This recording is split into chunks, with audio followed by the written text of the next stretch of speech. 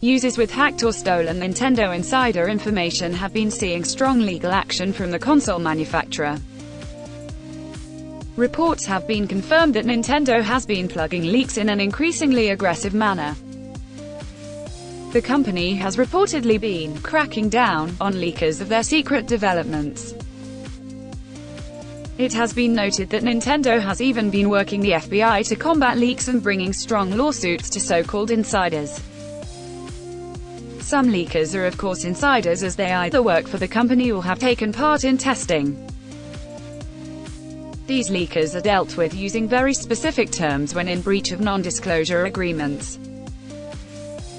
In 2016, Ryan Hernandez, a Nintendo developer, leaked information about the 3DS and Wii consoles.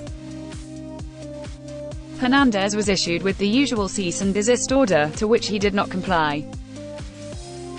Later, Hernandez actually stole Nintendo employee credentials using typical hacker ploys and exploits. This led to him gaining access to Nintendo Switch details prior to release, which he subsequently leaked.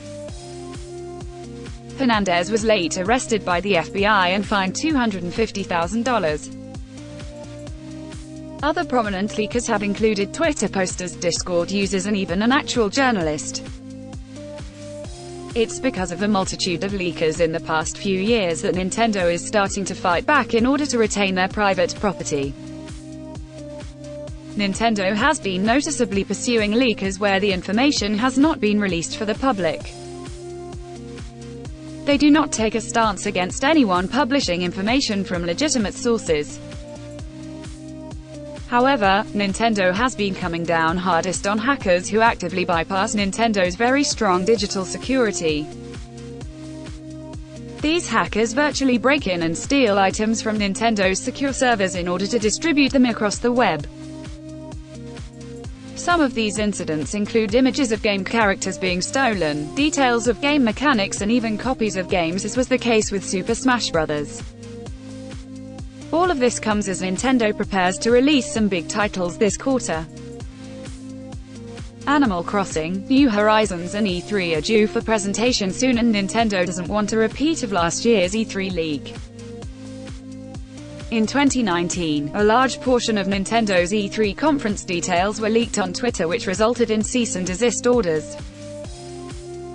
The problem with leaking, however, is that it is becoming very popular.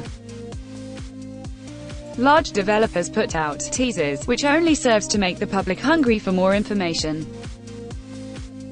There have been cases where a developer has been silent for a year after putting out teasers, as was the case with Red Dead Redemption 2.